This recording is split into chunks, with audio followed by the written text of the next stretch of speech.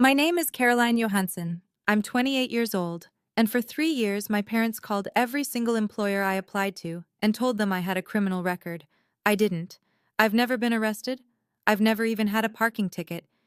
But by the time I was 27, I was living in a homeless shelter, washing my hair in a gas station sink, and eating one meal a day, because no one in a 50-mile radius would hire me. My dad would text me once a week, his same message every time: "Come home and apologize and maybe I'll stop." Then one Tuesday morning, a woman knocked on the shelter door and said 7 words that changed everything. "Your grandma hired me to find you." Before I tell you what was inside that briefcase, please take a moment to like and subscribe. But only if you genuinely connect with this story. And drop a comment telling me what time it is where you are right now. I always love seeing where you're all listening from. Now, let me take you back to Harlan, Ohio, the week after my 25th birthday, the day I decided I was done asking permission to have a life. Harlan, Ohio, population 4,000 and change. One grocery store, one high school, one diner that's been serving the same meatloaf since 1987. The kind of place where everyone waves from their porch and knows whose truck is parked where it shouldn't be. The Johanssons, that's us, we were considered decent folks. My dad, Gerald, that worked as plant manager at the Harlan manufacturing facility for 19 years before it shut down. My mom, Denise, volunteered at the food drive every Thanksgiving. On paper, we were the family people pointed to and said, "See? That's how you raise a daughter." Behind the front door, things ran on a different set of rules. I didn't have my own house key until I was 20. I wasn't allowed to drive more than 10 miles without calling ahead. When I was 14, and I started bussing tables at the Route 30 diner after school. Minimum wage, nothing glamorous. My paychecks went straight into a joint bank account my mom opened for safekeeping. I never saw a statement. I never asked. That's how things worked. I graduated valedictorian, top of my class. I had a guidance counselor who pulled me aside senior year and said, "Caroline, you could get scholarships, real ones." I brought the brochures home. My dad didn't even open them. And he set them on the counter and said, "College is for people who can't work with their hands." So I stayed. I cleaned. I cooked. I mowed the lawn and helped my mom with the garden and listened to my dad talk about how the world was falling apart every night at dinner. And every night he'd look at me across that table and say the same thing: "You've got a roof, food, and family. What else does a girl your age need?" For a long time, I didn't have an answer. The week after I turned 25, something shifted. It wasn't dramatic. There was no fight, no breaking point. I was standing in the kitchen, scrubbing the same cast-iron skillet I'd been scrubbing since I was 12, and a thought landed in my head like a rock through a window. I'm going to be 40 years old, standing in this exact spot, doing this exact thing. That scared me more than anything my dad had ever said. The next morning, I walked to the Harlan Public Library. And I sat down at one of the public computers in the back row, the ones with the sticky keyboards and the 15-minute time limits. And I created a new email address. Not the family one my mom monitored, a new one, just mine. I found a listing for a hardware store in Millfield, 20 minutes east. They needed a sales associate, full-time, 9 to 5, benefits after 90 days. I typed up my application with 2 fingers and hit send before I could talk myself out of it. 2 days later, as an email came back, they wanted to interview me. Thursday at 10. I read that email 3 times. I closed the browser. I walked home with my hands shaking, not from fear, but from something I hadn't felt in years. I think it was hope. That night at dinner, something was off. My dad sat at the head of the table, fork in one hand, newspaper folded beside his plate. He looked at me once, just once, with an expression I couldn't name. My mom stood at the sink with her back to both of us, washing dishes that were already clean. Nobody said a word. The next morning, I drove to Millfield for that interview. The manager shook my hand at the door. He smiled. Then he sat me down, and his smile disappeared. His name was Bill, mid-50s, reading glasses on a chain around his neck. He had my application printed out on the desk between us. "Caroline," he said, "I'm going to be straight with you." "Okay. Is there anything in your background we should know about?" I blinked. No sir, nothing." He took off his glasses, rubbed the bridge of his nose. "We received a phone call yesterday. Someone I'm not going to say who, mentioned a felony theft charge. The room tilted. I gripped the armrest of my chair. That's not true. I've never been arrested. I've never stolen anything in my life. Bill looked at me, and I could see it. He wanted to believe me. But he also had a business to run and a phone call sitting in his ear. I'm sorry, he said. We can't move forward. I drove home in silence. No radio, no crying, just the white lines on Route 30 blurring past. When I pulled into the driveway, my dad was sitting on the porch, newspaper open across his lap. He didn't look up. How was your day, sweetheart? I stood there, keys in my hand, staring at the back of his newspaper. He turned a page. Slow. Casual. Fine, I said. Good. He folded the paper. Your mom made pot roast. I sat through dinner. Pot roast, green beans, iced tea. My mom talked about the neighbor's new fence. My dad nodded along like it was the most interesting thing he'd ever heard, and somewhere between the pot roast and the iced tea, a thought started forming. Small, ugly, impossible. Did they know? I pushed it down. They were my parents. Parents don't do that. I wouldn't push it down for long. Over the next 6 weeks, I applied to 3 more places. A grocery store in Ridgeway, a warehouse on the county line, a diner in Cooperton that was hiring morning shift. All 3 called me in for interviews. All 3 canceled within 48 hours. The grocery store said they'd filled the position. The warehouse never called back. But the diner? The diner was different. The owner, a woman named Pat, was honest with me. She leaned across the counter and lowered her voice. Honey, someone called here about you. My chest tightened. What did they say? Said you had a criminal record. A theft and fraud. Was it a woman? Pat nodded. Said she was a concerned neighbor. Concerned neighbor. That night I waited until my parents went to bed. I crept down the hallway to my mom's sewing room, the one room in the house that was hers alone. I opened the desk drawer, pushed aside the fabric scraps and pincushions, and there it was. A small blue notebook. I opened it. My mom's handwriting. Careful, neat, the same cursive she used for birthday cards. Down the left column, names. Millfield Hardware, Ridgeway Fresh Mart, County Line Logistics, Cooperton Family Diner. Down the right column, red check marks. Every single place I'd applied, checked off, one by one. I stood in that dark room, holding the notebook, and the floor dropped out from under me. This wasn't paranoia. This wasn't coincidence.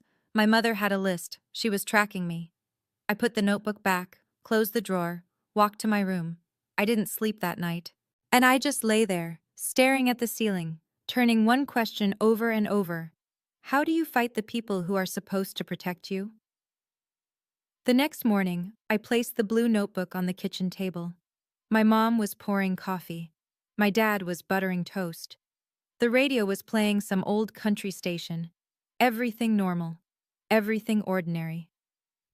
Mom, I said, explain this. Denise looked at the notebook. Her hand stopped mid-pour. Coffee pooled on the counter. Then the tears came. But you went through my things? Her voice cracked on cue. Is this how I raised you? Going through your mother's private belongings?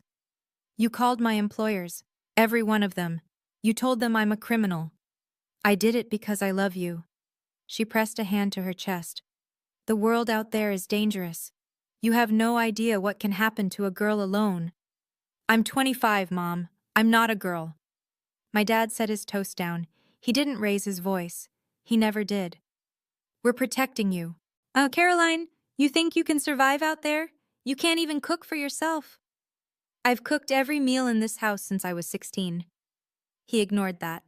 Drop this. Right now. I'm going to call the police. Gerald laughed, one short breath through his nose. And tell them what? That your mom made a phone call? They'll laugh you out of the station. I looked at my mother, tears running down her face, coffee still pooling on the counter. I looked at my father, calm as Sunday morning, and buttering his second piece of toast. If you don't stop, I said, I'm leaving. He didn't blink. You walk out that door. You walk out with nothing. No money, no papers, nothing.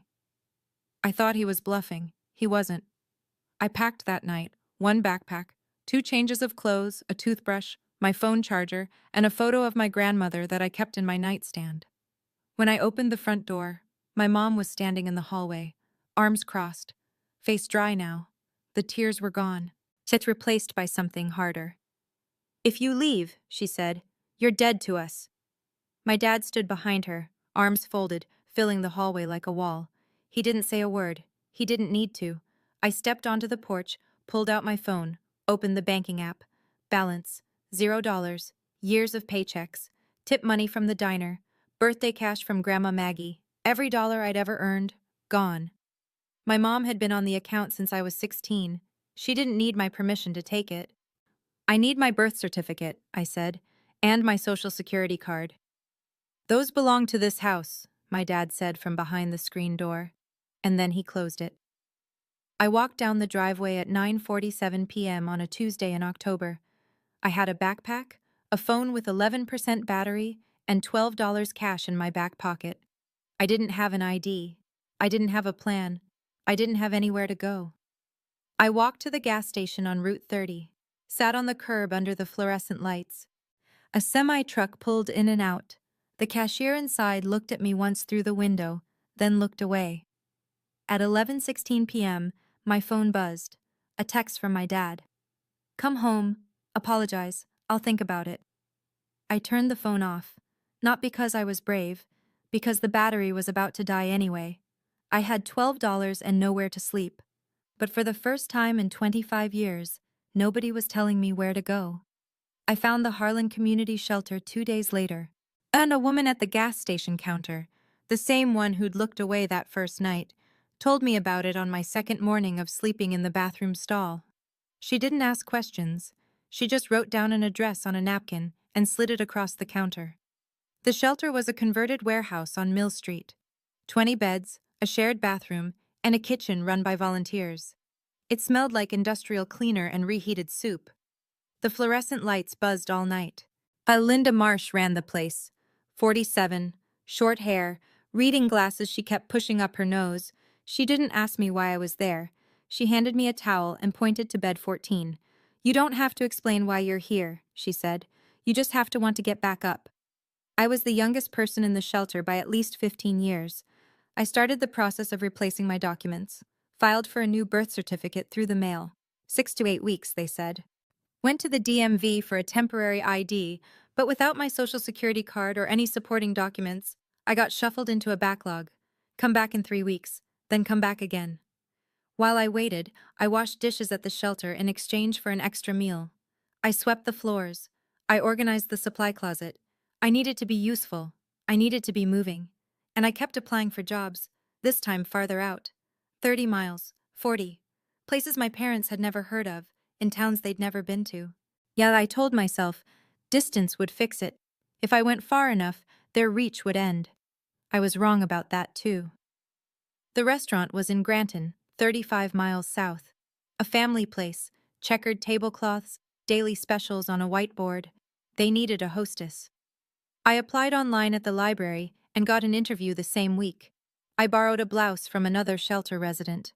Took the county bus at 6 a.m. The manager's name was Dave. He seemed decent. Shook my hand. Said they'd let me know by Friday. Thursday morning, Dave called. I picked up on the first ring. "Caroline, I'm sorry. We've decided to go in a different direction." My stomach dropped. "Can I ask why?" Pause. Long pause. "Someone emailed us a document. Looked like a police report." I sat down on my shelter bed. A police report. It wasn't a phone call this time? No, an email with an attachment. Looked official. A document, typed, formatted, and sent from an anonymous email to a restaurant 35 miles away. My father spent 19 years as a plant manager. He knew how to write memos. He knew how to format official-looking paperwork. He had a printer, a scanner, an old company letterhead that looked close enough to something authoritative if you didn't look too hard. They'd upgraded. Phone calls weren't enough anymore. And now there were documents. Fabricated evidence designed to look like something a background check might produce. That evening, sitting on bed 14, my phone buzzed. Unknown number, but I knew the cadence. "Still cold out there? Doors still open, for now." I stared at that message for a long time. Then I deleted it. But something else stuck with me that night. Something Linda had mentioned 2 days earlier. A woman had come to the shelter asking about me. A woman I didn't know. She'd left a business card. I hadn't thought much of it then. Now I couldn't stop thinking about it. He called on a Sunday. I don't know why I picked up. Maybe because it was raining and the shelter roof leaked over bed 12 and I was tired in a way that sleep doesn't fix. Come home, Caroline. Stop calling my employers. I don't know what you mean. I've seen the notebook, Dad. What notebook? Mom's, with the check marks. Silence. 5 seconds. 10. When I could hear the kitchen faucet running in the background. The same faucet that dripped for 3 years because he never fixed it. You're confused, he said. You've always been confused. I'm not confused. I'm unemployable. Because of you. You're unemployable because you're not ready for the real world. That's what I've been trying to... I'm hanging up. You hang up, you lose this family. I already lost it. I pressed the red button, set the phone face down on the mattress, but my hands were shaking. Not from fear, from the effort of keeping my voice steady for 2 minutes and 14 seconds. I didn't call back. He didn't call again. From that point forward, it was only texts. Once a week, sometimes twice. Always the same tone. A door held open just enough to remind me it could close. Thanksgiving's coming. Your mom's making pie. Saw your friend Katie at the store. She asked about you. Getting cold, shelter can't be warm. Each one a fishhook. And each one designed to make me feel like the problem was mine. That I was the one who'd left. The one who'd broken the family. The one who needed to come crawling back. I saved every text. I didn't know yet what I'd do with them. But something in me said, keep everything. It was the smartest thing I did that year. After I hung up that phone, I sat on my shelter bed and stared at the ceiling for a long time. I kept thinking, why? Why would your own parents rather see you homeless than independent? I still don't fully have that answer. But I want to ask you, have your parents ever destroyed an opportunity for you and then acted like they were doing you a favor? If that hits close to home, I'd really love to hear your story in the comments. In the quiet nights at the shelter, and they were all quiet, just the hum of the baseboard heater and someone coughing 2 beds over, I thought about my grandma, Aunt Margaret Johansson. Everyone called her Maggie. She lived on a 40-acre farm outside of Ridgeway, about 40 minutes from Harlan. Chickens, a half-acre garden, and a barn she painted white every spring because she said it kept things honest. She sold the farm 3 years before she died. I was 23 when she passed. Heart failure, quick, the way she would have wanted. At the funeral, my dad cried exactly once, during the eulogy, and then went back to shaking hands and accepting casseroles. But I kept thinking about the last time I saw her alone. It was maybe a year before she died. She'd invited me out to the farm. The new owners hadn't moved in yet, so she still had access. We sat on the porch with sweet tea, and she said something I didn't understand at the time. If things ever get real bad, someone will come find you. Don't be scared when they do. I remember laughing. Grandma, oh, what are you talking about? She didn't laugh. She just looked out at the field and said, I know my son, sweetheart. I've known him for 50 years. Then she changed the subject, asked me about the garden at home, whether the tomatoes came in. But there was one more thing. Something she said as I was walking to my car. I sold the farm, but I didn't spend the money. Remember that. I didn't remember it. Not until month 5 at the shelter, lying on bed 14, and staring at a water stain on the ceiling shaped like Ohio. Then I remembered every word. It was Linda who brought it up again. I was restocking the supply closet, toilet paper on the left, cleaning spray on the right, the kind of mindless work that keeps your hands busy when your head won't stop. And she leaned against the doorframe with that look she got when she was choosing her words. Caroline, remember that woman who came by last month? I stopped. The one asking about me? Yeah, Ruth something. I didn't give her your information. Shelter policy. But she left a card. Linda pulled it from her back pocket, slightly bent at the corner. She handed it to me. Ruth Callan, licensed private investigator, State of Ohio, license number P. I-20147-740-555-0182. I read it twice. Private investigator.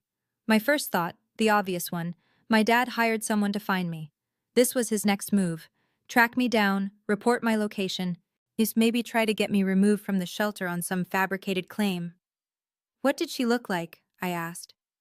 50s, short gray hair, calm, polite. Linda paused. She didn't seem like trouble, Caroline. She seemed like someone looking for a person she cared about. I slipped the card into my pocket. I didn't call the number. I wasn't ready to walk into whatever trap my father had set next. I'd been outmaneuvered too many times already, but the card stayed in my pocket. And every time I did laundry, I moved it to the clean pair of jeans. I couldn't throw it away. Something about it nagged at me. The way she'd come to the shelter instead of calling. The way she'd left her name instead of hiding behind an anonymous tip. That wasn't how my parents operated. They hid. They lied. They sent things from the shadows. This woman knocked on the front door. Month 7, I was starting to get my footing. My replacement birth certificate had arrived, and the DM5 finally processed my temporary ID. I had a photo of my own face on a government-issued card for the first time in my adult life. Small victory. Enormous feeling. Then Linda called me into her office. She was sitting behind her desk with the door closed. That never happened. Linda's door was always propped open with a brick she'd painted blue. "Sit down," she said, not unkind, but serious. "I got a call today, a woman identifying herself as a social worker. She said you have a documented history of violence and that you pose a risk to other residents." The room went cold. "That was my mother." Linda nodded slowly. "I figured. I've worked here 11 years. Social workers don't cold call shelters to trash a resident. That's not how it works." "What did you tell her?" "I told her I couldn't discuss resident information." She hung up. Linda leaned forward. "I'm documenting this call in our records. But I have to be honest with you. If she contacts the county office, if she files a formal complaint through the system, I may not be able to protect your spot here. That's above me." I sat there. The fluorescent light buzzed overhead. The baseboard heater clicked. My parents had sabotaged my job applications. They'd fabricated police reports. They'd drained my bank account and kept my identity documents. And now they were trying to take away the last place I could sleep at night. Then something shifted in that moment. It wasn't anger. Anger is hot and sloppy, and it burns out. This was different. This was clear. Like a window someone had been smearing with grease for years, and I'd finally wiped it clean. I was done being scared. I was ready to be precise. Harlan holds a town council meeting the first Thursday of every month. Folding chairs in the community center, fluorescent lights, a microphone on a podium that squeals if you stand too close. If 15 to 40 people show up, depending on whether there's a zoning dispute or a pothole complaint. Most of the time, it's the same dozen retirees and one guy who's been trying to get a stop sign on Elm Street for 3 years, Linda told me. Word travels fast in a town this size. "Your dad signed up to speak tonight," she said. I went. I sat in the last row, near the exit, in a borrowed jacket. I hadn't been in a public space in Harlan since I left. Gerald stood at the podium at 7:22 p.m. Said he was wearing his good shirt, the blue one Denise ironed for funerals and bank meetings. His voice cracked on the first sentence, and I knew it was rehearsed. "I'm here as a father," he said. "My daughter left home and fell into bad company. She's living in a shelter. I've tried to bring her home, but she refuses." He paused. Let the silence work. A woman in the second row put her hand over her mouth. "I'm asking this community to help me reach my little girl." In the front row, Miss Denise sat with her hands folded in her lap, tears streaming down her face. The woman beside her, Mrs. Patterson from the post office, reached over and squeezed her arm. People turned to look at me. I could feel it. 40 pairs of eyes, some pitying, some curious, some already convinced. The man at the podium was a heartbroken father. The girl in the back row was the problem. Nobody asked me if I wanted to speak. The meeting moved on. I didn't say a word. And I took out a notebook and wrote down everything my father had said, word for word. Then I left through the side door. After that meeting, Harlan made its decision about me. The grocery store where I'd asked about part-time stocking, the manager's wife had been at the meeting. Position filled. The gas station attendant who used to nod at me started looking past me. At the shelter, one of the volunteers, a retired teacher named Barb, pulled me aside during lunch. Honey, maybe you should just go home. Your daddy's heartbroken. I set my spoon down. Did you hear his speech? Everyone heard it. That poor man, standing up there, begging for his little girl to come home. I wanted to scream. I wanted to pull out my phone and show her the texts. Come home. Apologize. I'll think about it. I wanted to describe the blue notebook with the red check marks and the fake police report and the phone call to the shelter claiming I was violent. But I didn't. But because I'd learned something in those 7 months. When your accuser cries in public, nobody listens to the accused. A few days later, someone from a local congregation called the shelter. Not any specific church, just a concerned member of the faith community, suggesting a family reconciliation meeting. Linda politely declined on my behalf. The walls were closing in.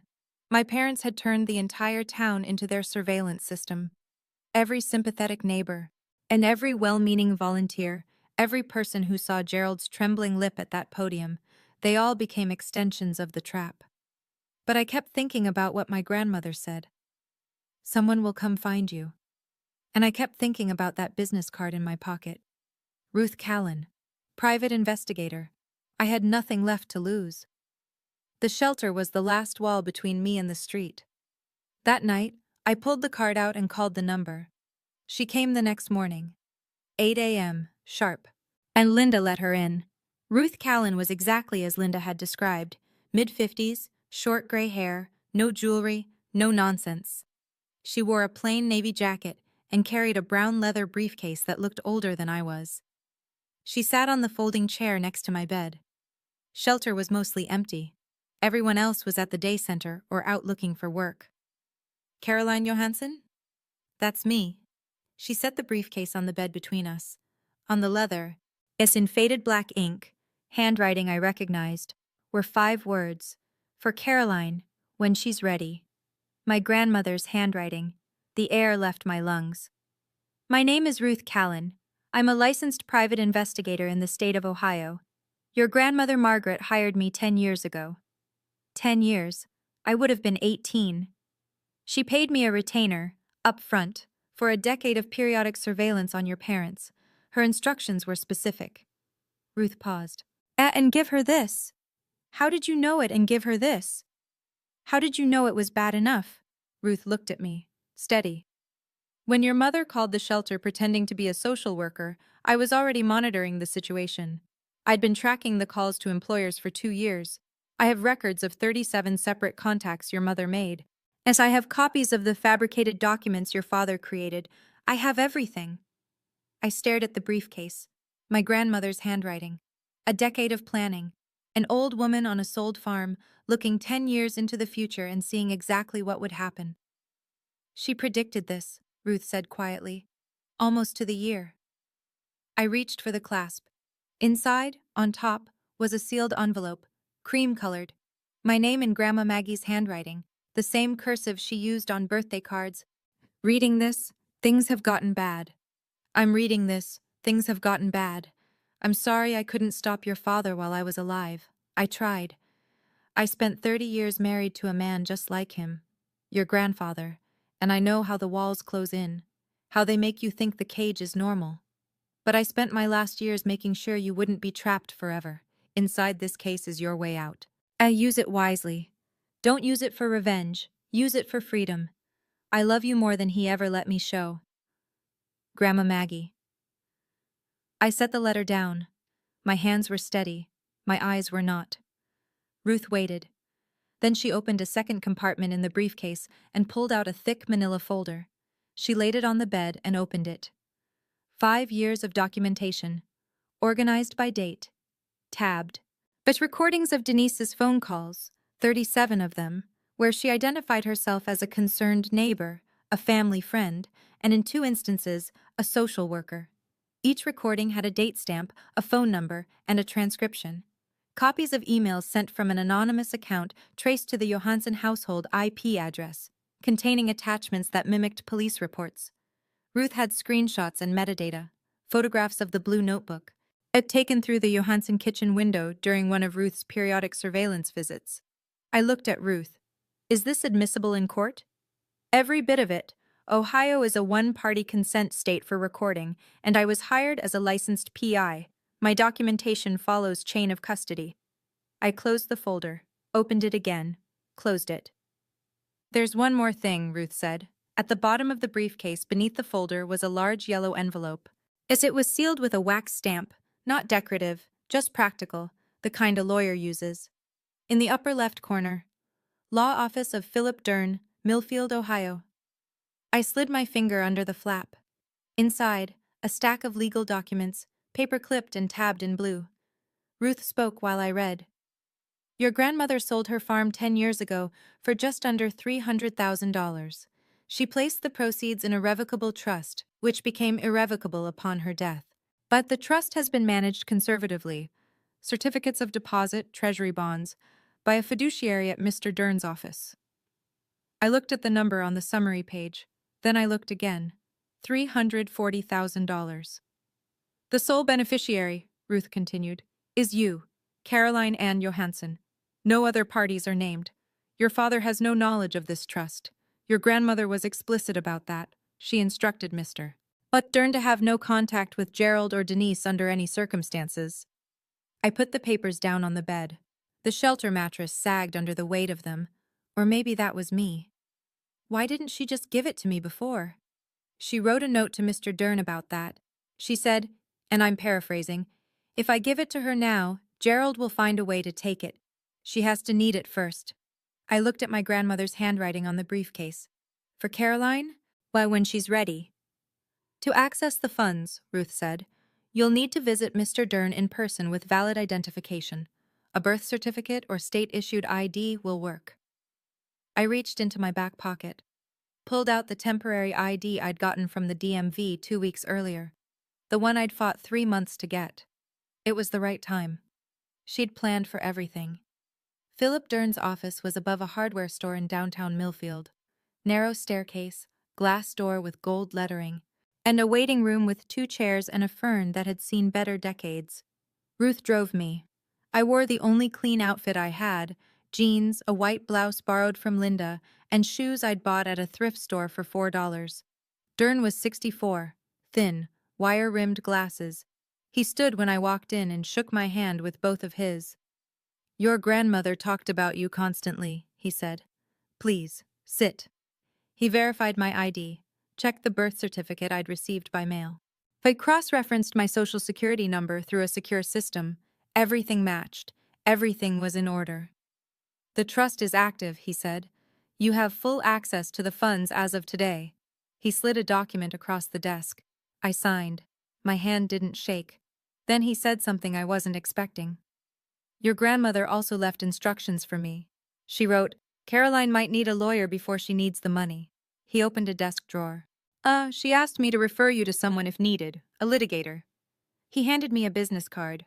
Ellen Briggs, civil litigation, defamation, harassment, based in Millfield. I took the liberty of calling her this morning, Dern said. She can see you at 2. I looked at the card, then at Dern. Did my grandmother plan this too? She planned for the possibility. She hoped it wouldn't come to this. I called Ellen Briggs at 1:45. I was in her office by 2:10. By 3:30, and she had reviewed Ruth's entire evidence file, every recording, every fabricated document, every check-marked entry in that blue notebook. Her exact words. This is defamation per se.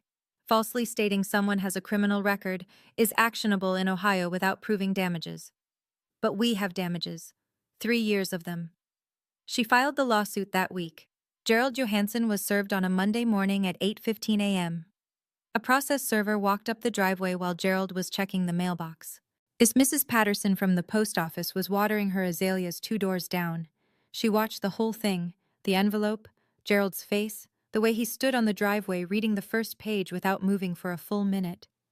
Denise was served separately, 1 hour later, at the Harlan Fresh Mart. She was in the cereal aisle. 3 people she knew from her cooking group were in the store at the time. By noon, half of Harlan had heard. By dinner, the other half. Gerald called my phone 14 times that afternoon. I didn't answer. Ellen had advised me, all communication goes through counsel now. At 6:47 p.m., a text came through. You're going to regret this. I'm your father. Ellen logged it. Exhibit 47. The following day, Denise started her campaign. She called 5 neighbors in a single afternoon. Through tears, always tears, she told each one the same thing. My daughter is suing me because I loved her too much. But something had shifted. The lawsuit was filed in county court. Court records in Ohio are public, and people in small towns read court records the way they read the church bulletin, thoroughly. By the end of the week, someone at the diner had pulled up the complaint online. The summary was right there in black and white. Fabricated police reports, impersonation of a social worker, 37 documented calls to employers over a 3-year period. For the first time, someone asked Denise the question she hadn't prepared for.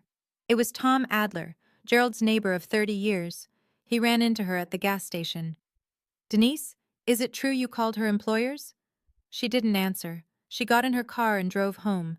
Gerald signed up to speak at the next town council meeting. Of course he did. The podium had worked once. He thought it would work again. This time the room was full. 60 people, maybe more. Folding chairs pulled from the storage closet. The people standing along the back wall. This wasn't about potholes anymore. I sat in the 3rd row. Not the back. The 3rd row. Ellen Briggs sat beside me, legal pad on her lap, pen in hand. She wore a gray blazer and an expression that gave away nothing. Gerald took the podium at 7:15. Most of you know me, he said. I've lived in Harlan my whole life. I coached Little League, I served on the planning committee. Oh, and now my own daughter is trying to destroy this family with a frivolous lawsuit. He gripped the sides of the podium. She's been influenced by outsiders, lawyers, people who don't know this family. I'm asking this community to stand with me. He looked at me. I looked back, didn't flinch. The room was silent. Then Ellen stood up. My name is Ellen Briggs. I'm an attorney licensed in the state of Ohio, and I represent Caroline Johansson. She spoke calmly. It has been filed in county court. Has been filed in county court. The complaint and its supporting evidence are part of the public record. I'd encourage anyone here who's curious to look them up, rather than relying on one person's version of events. She sat down. No drama, no accusations, no raised voice. The room was quiet for 8 full seconds. I counted. Then the council chair cleared his throat and moved to the next agenda item. Gerald stood at the podium a moment longer. Then he sat down. He didn't look at me again. The court granted the civil protection order 11 days later. 500 feet. No direct contact. No contact through third parties. No phone calls, no texts, no letters, no emails, no messages relayed through neighbors, friends, or anyone else. Gerald violated it within the first week. He borrowed his neighbor's phone, a man named Dale who didn't know any better, and texted me, "This isn't over, Caroline." Ellen documented it, filed it with the court. Gerald received an official warning from the judge. One more violation, and he'd face contempt charges. The defamation case moved forward. Ellen submitted Ruth's evidence package, the recordings, the call logs, the fabricated documents, the metadata linking the anonymous emails to the Johansson household, 37 calls, 5 forged police reports, 3 years of systematic interference with my ability to earn a living. Gerald hired a lawyer, a low-cost attorney from 2 counties over who looked like he'd rather be anywhere else. After reviewing the evidence, he called Ellen and recommended settlement. Gerald refused. I'm not settling with my own daughter. His attorney withdrew from the case the following week. Gerald didn't hire a replacement. Meanwhile, the court records were doing their work. In Harlan, public documents are public conversations. People read, people talked. Did you see the part about the social worker call? She made 37 calls. Gerald faked a police report. Gerald Johansson? At the Harlan diner, where I used to bus tables at 14, the cook told a regular, "That girl applied here once. I turned her down because of a phone call. I feel sick about it." The truth doesn't need a podium. It just needs to be accessible. Slowly, then all at once, Harlan started reading. Denise was the first to feel it. The Thursday Cooking Circle, a group of 8 women who'd been meeting at each other's houses for 15 years, sent her a message through the group organizer. "We think it's best if you take a break for now, Denise, just until things settle down." things were not going to settle down. That Gerald went to the coffee shop on Main Street, his booth, his morning routine for 20 years. The booth was occupied. By nobody. People just weren't sitting there. He took a table by the window. No one joined him. The waitress refilled his coffee without making eye contact. Tom Adler, his neighbor, the one who'd asked Denise the question at the gas station, came to the house. "Jerry, I've known you 30 years. Gerald stood in the doorway, one hand on the frame. Did you really fake a police report? Gerald closed the door in his face, didn't say a word. On the legal side, things accelerated. Dave, the restaurant manager in Granton who'd canceled my interview after receiving the fake police report, he called Ellen's office, voluntarily. He said he was willing to testify. He still had the email with the forged attachment saved in his inbox. Bill from the Millfield hardware store came forward too. He'd kept a note about the phone call in his hiring file. He remembered the date. He remembered the voice. I didn't participate in any of this. I didn't call anyone. I didn't post anything. I didn't go door to door telling my side. I didn't have to. The evidence existed. The court records were public. And the people of Harlan, for all their flaws, could read. The town didn't turn on Gerald because I asked them to. They turned because the math stopped adding up. Gerald didn't show up to court. After his attorney withdrew, he represented himself for exactly one filing, a handwritten response that read, in full. This is a family matter, and the court has no jurisdiction over a father's right to protect his child. The judge disagreed. When Gerald failed to appear for the hearing, Ellen moved for a default judgment. The court granted it. Defamation per se. Tortious interference with prospective employment. Fed damages, $85,000. Calculated from 3 years of lost income and documented harm. Gerald didn't pay. Ellen filed a lien on the Johansson house. I was sitting in Philip Dern's office when the judgment came through. He printed it out and handed it to me across the same desk where I'd signed the trust documents 2 months earlier. "How do you feel?" he asked. "Tired," I said, and I meant it. That same week, Dern offered me a job, and not out of charity. He'd been watching me organize Ruth's evidence files, build timelines, cross-reference dates. "I need an administrative assistant," he said. "You're the most organized person I've met in 40 years of practice." I started the following Monday. $16.50 an hour. Benefits after 60 days. A desk by the window with a fern that needed watering. With the trust funds, I rented a 1-bedroom apartment in Millfield. Ground floor, small kitchen. A door with a lock and a key that belonged to me. I bought a used Honda Civic with 140,000 miles. I opened a bank account with only my name on it. I bought groceries for the first time in my life without asking anyone's permission. The apartment was quiet. No one asked where I was going. No one checked my email. No one called my employer. The quiet was the loudest thing I'd ever heard. You know, when I was sitting in that courtroom and the judge read the ruling, I didn't feel joy. I felt tired. 3 years of my life, gone. 8 months in a shelter bed. All because my parents would rather destroy me than let me go. Let me ask you something specific. If your parents had faked a police report to stop you from getting a job, would you have sued them? Or would you have walked away? Tell me in the comments. I genuinely want to know. 3 months after the judgment, a letter arrived at the shelter. Linda forwarded it to me. Denise had sent it to my old address. Not my new one. A technical gray area in the protection order, but a violation of its spirit. I opened it at my kitchen table.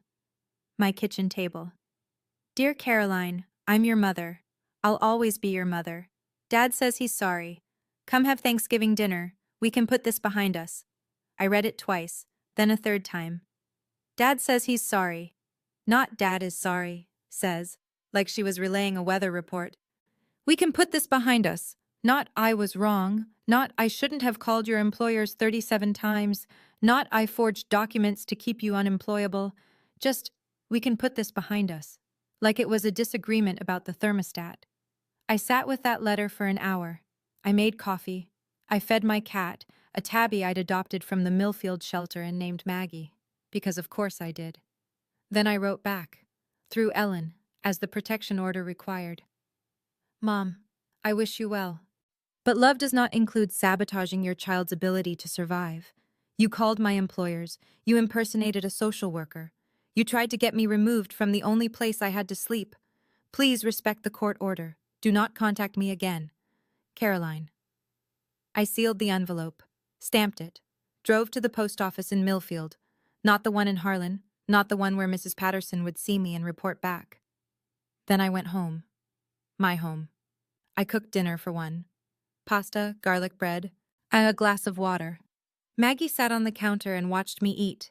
It was the best meal I'd ever had. I'm not telling you this story so you'll hate my parents. I'm telling you because somewhere right now, someone is lying in a bed they don't own, staring at a ceiling they can't paint, wondering if wanting a life of their own makes them a bad daughter, or a bad son, or ungrateful, or selfish. It doesn't. Wanting to work is not betrayal. Wanting independence is not disrespect. And walking away from people who are actively destroying your life is not cruelty. It's survival. My grandmother couldn't save herself. She spent 30 years married to a man who controlled everything, where she went, who she talked to, what she was allowed to want. By the time she got free, she was 70 years old and living in a rented apartment with nothing but a sold farm and a plan. But she saved me. She planned it 10 years in advance. She hired a private investigator that set up a trust and wrote a letter that she sealed in a briefcase and hoped I'd never need to open. That's what real love looks like. Not control dressed up as concern. Not sabotage disguised as protection. Love makes a plan for your freedom, even when it costs everything. I'm 28 now. I work as an administrative assistant in a law office in Millfield. I'm saving for community college. I have a one-bedroom apartment, a used Honda, and a cat named Maggie who sheds on everything I own. And I don't talk to my parents. I haven't closed the door forever. But the key is mine now. They don't get to decide when it opens. Grandma Maggie wrote in her letter, "Freedom isn't free, but you're worth every penny." She was right. Gerald sold the house. He didn't have a choice. The lien Ellen filed meant the judgment had to be satisfied before the property could transfer, and Gerald couldn't afford to pay $85,000 out of pocket. The house on Maple Street, the one I grew up in, the one with the porch where he read his newspaper and pretended not to know what his wife was doing, sold for $168,000. After the lien, the realtor fees, and the back taxes he'd been ignoring, he walked away with just enough to rent. He and Denise moved to a trailer park outside of Galleon, 20 minutes from Harlan. Close enough to still buy groceries at the Fresh Mart, but far enough that they stopped running into people who used to wave. Gerald never admitted he was wrong. Not once. And he told his new neighbors the same story he told the town council. My daughter was brainwashed by a lawyer. He'll probably tell that story until the day he dies. Some people would rather lose everything than admit they were the villain. But Denise did something I didn't expect. Ruth told me, months later, during one of our occasional phone calls. Denise had started seeing a therapist, on her own, without Gerald knowing. She told the therapist, during their third session, "I think I did something terrible. I don't know what to do with that. I'm not ready to forgive her. I may never be. But I can hold two things at once. The woman who called 37 employers and lied about her daughter, and the woman who finally sat in a chair and said the truth out loud.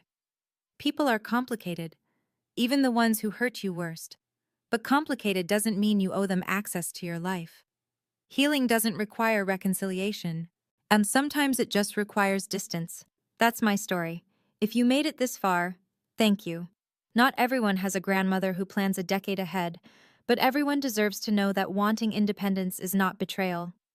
If this story reminded you of someone you know, please send it to them. Sometimes knowing you're not alone is enough. Hit like if this resonated. Subscribe if you want more stories like this. And if you want to hear what happened when Denise showed up at my workplace 6 months later, that story is linked in the description below. I'll see you there.